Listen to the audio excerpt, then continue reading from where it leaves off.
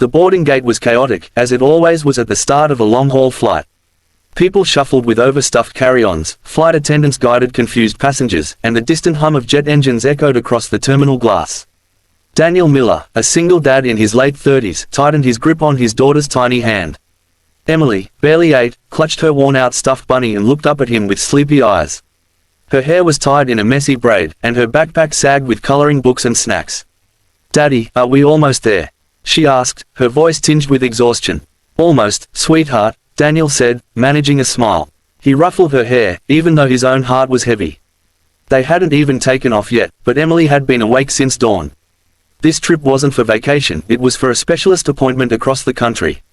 Her health had been fragile since birth, and Daniel had sacrificed nearly everything, his career, his savings, his sleep, to keep her treatments going. They reached their row, seats 17A and 17B. Daniel helped Emily climb into the window seat. He settled beside her, pulling the seatbelt across her small frame and tucking the bunny under her chin. She leaned her head on the window, already half asleep. Daniel exhaled, running a hand over his stubbled jaw. He was exhausted too. Life as a single parent had left him with permanent shadows under his eyes. But he couldn't afford to rest, not now. He had to stay strong for Emily. Always. As the last passengers filed in, a woman in a sleek navy pantsuit hurried down the aisle, clutching her phone and muttering about poor signal. She looked polished yet rushed, sharp cheekbones, dark hair swept into a bun, and a designer bag slung over her shoulder. People shifted to let her through. She looked every bit like someone who belonged in first class, not row 17. "Excuse me," she said, her tone clipped but not unkind. She gestured toward the aisle seat, Daniel's seat. "That's me." Daniel blinked, realizing she had the third seat in their row. He stood quickly, letting her slide in. She settled down, still typing furiously on her phone, barely glancing at him. Within minutes, the plane began to taxi. Emily snored softly against the window, and Daniel adjusted her blanket. He felt the woman beside him sigh, finally turning off her phone as the flight attendant announced airplane mode. She leaned back, rubbed her temples, and let out a groan of exhaustion. Daniel stole a glance at her. She looked younger than he expected, maybe mid-30s.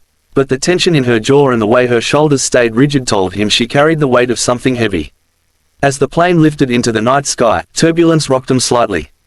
Emily stirred but didn't wake. Daniel tightened his arm around her just in case. The woman beside him adjusted too, and before long, her head accidentally fell against Daniel's shoulder. He froze. Her perfume was subtle, expensive, something floral. Her hair brushed against his sleeve. For a moment, he didn't know what to do, wake her. Move. But then he saw the exhaustion etched on her face. She hadn't meant to fall asleep. Maybe she hadn't rested in days. So, Daniel stayed still. He leaned slightly back, careful not to wake Emily, and let the stranger rest. Minutes turned into hours. And that's when everything began to change. When the woman stirred awake, she jolted upright, embarrassed. "Oh my God, sorry," she whispered. "I didn't mean to." "It's okay," Daniel said softly.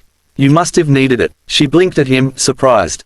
Most people would have made a snide remark, maybe teased. But his voice carried no judgment, only kindness. She cleared her throat. "I usually fly private," she admitted. Quietly, as though embarrassed. "But my pilot's wife went into labor, and commercial was the only option last minute." Daniel chuckled faintly. "Well, welcome to the rest of us." For the first time, she smiled. It was small, hesitant, but genuine. "I'm Claire," she said, extending a hand. "Daniel. And that's Emily," he said, glancing at his daughter. Claire softened at the sight. "She's beautiful." "Thanks," Daniel murmured. His eyes lingered on Emily, filled with a love so raw it almost hurt to look at. For a while, they sat in silence, the hum of the plane surrounding them. But Claire's curiosity tugged at her. She wasn't used to sharing space with strangers, let alone ones who looked both exhausted and unshakably kind. "She looks tired," Claire finally said. Daniel hesitated, then nodded. "Yeah, she's been through a lot. We're flying out for another round of tests." Claire's chest tightened. She glanced at Emily again, noticing the faint paleness of her cheeks, the way her small hands clutched the bunny like a lifeline. She didn't pry, but something inside her shifted. "You're doing it alone?" she asked quietly. "Yeah," Daniel admitted. "Since she was 2. It's just been us." Claire swallowed hard. Something about his words, the simplicity, the quiet strength, hit her deeper than she expected. The CEO who commanded boardrooms, who negotiated billion-dollar deals without flinching, suddenly felt humbled by a man who carried the weight of fatherhood without complaint. Hours later, turbulence struck again, rougher this time. Emily startled awake, whimpering. Daniel wrapped his arms around her instantly, whispering soothing words. Claire watched, frozen, as this hardened man melted into tenderness. "It's okay, baby. Daddy's here. I've got you," he whispered. Emily clung to him, her little hands gripping his shirt. Slowly, her sobs quieted, lulled by the steady beat of his heart. Claire felt something ache inside her chest. She thought of her own life, endless board meetings, lonely hotel rooms, headlines that praised her success but never asked if she was happy. She had power, money, influence. But watching Daniel hold his daughter, she realized she didn't have what mattered most. Not love like that, not devotion like that. When Emily finally drifted back to sleep, Daniel kissed her forehead. He looked up, catching Claire's gaze. For a second, they just held each other's eyes. No words, just understanding. By morning, as sunlight streamed through the cabin windows, Claire found herself doing something she hadn't done in years, talking openly. She told Daniel about her childhood, her rise to CEO, her sacrifices. How she missed birthdays, friendships, love. How people admired her but few truly knew her. Daniel listened without judgment, nodding occasionally. And when it was his turn, he shared too. About losing his wife. About the nights he stayed up working 3 jobs. About the guilt of never feeling like he was enough, and the pride of watching Emily fight through every hospital visit with courage far beyond her years. Claire's eyes glistened. She wasn't used to crying. But something about Daniel's story stripped away her armor. "You're incredible," she whispered. Daniel shook his head. "I'm just a dad doing my best." The flight was nearing its end when the captain announced their descent. Passengers stirred, gathering belongings. Claire reached into her designer bag, pulling out a sleek business card. "I don't usually do this," she said carefully, handing it to him. "But, if you ever need help, financial, medical connections, anything, call me." No questions asked. Daniel stared at the card. The embossed letters spelled out her name, Claire Whitmore, CEO, Whitmore Global Industries. He almost laughed. He'd heard of her. Everyone had. She was one of the most powerful businesswomen in America. "Why?" he asked softly. Claire hesitated. Then she glanced at Emily, who stirred awake and smiled sleepily at her father. That tiny smile broke something open in her. "Because," Claire said, her voice trembling, "you reminded me what matters. And I don't want to forget again." Daniel swallowed hard. For once, he didn't know what to say. As the plane landed and passengers disembarked, Claire lingered, walking beside them. At the terminal, she crouched down to Emily's level. "You're very brave," she told her. "Your dad loves you more than anything in the world." Emily grinned shyly. "I know." Claire's heart swelled. She stood, looked at Daniel, and whispered, "Don't lose hope." Then she turned and walked away, her heels clicking across the tile floor, her figure disappearing into the crowd. But Daniel knew this wasn't the end. Weeks later, when hospital bills piled up higher than he could manage, Daniel found the card in his wallet. He hesitated, pride warring with desperation. Finally, he dialed. Claire answered on the first ring. Within days, specialists were arranged. Costs covered. New treatments opened. And Emily began to heal.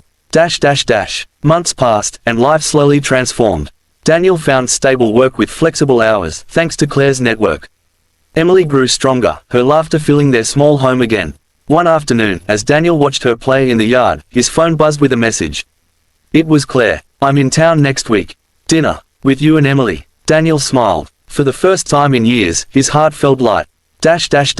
What began as an accidental moment, a CEO falling asleep on a stranger's shoulder, had turned into something far greater. It was proof that kindness could ripple beyond circumstances, that 2 very different lives could collide at 30,000 feet and change forever. And somewhere between turbulence and landing, between exhaustion and hope, a single dad reminded a powerful CEO what truly mattered. Not wealth, not power, but love and family. The cabin lights dimmed further as the red glow of midnight blinked from the seatbelt sign overhead. Passengers had settled into restless slumber or mindless scrolling on glowing screens. Daniel shifted in his seat, adjusting Emily's blanket again. She stirred briefly, clutching her bunny tighter, then drifted back into dreams. Beside him, Claire leaned back with her arms folded, but her eyes were open, staring at nothing. Her carefully constructed mask, the one she wore at every press conference, every boardroom table, had slipped. Here, at 30,000 feet, she was simply a woman alone with her thoughts. Daniel broke the silence first. "Rough day." Claire let out a low laugh that sounded more weary than amused. "Rough decade." He raised a brow, waiting but not pressing. She exhaled, tilting her head toward him. "You ever work so much you forget what day it is? What city you're in?" "Not really," Daniel admitted. "But I've worked so much I forgot to eat. Or sleep." That earned him a genuine chuckle. "Touché." Daniel smiled faintly, but his gaze soon drifted to Emily again. The lines of fatigue on his face deepened as he whispered, "I can't afford to forget." "Not with her." Claire followed his eyes, studying the girl pressed against the window. Her small chest rose and fell rhythmically, but there was a fragility in her complexion, a pallor that tugged at Claire's chest. "She's sick," Claire said softly, not a question but an observation. Daniel's jaw tightened. He hesitated, then nodded. "Heart condition. Complicated. We're flying out for another specialist. Another opinion. Another chance." His voice cracked, but he cleared it quickly. "It's been since she was 2. Claire's chest ached. She didn't know what to say. She was used to numbers, contracts, decisions measured in profit margins. But this was love measured in sacrifices, in sleepless nights and relentless hope. "You're doing it alone?" she asked, her voice barely above the hum of the engines.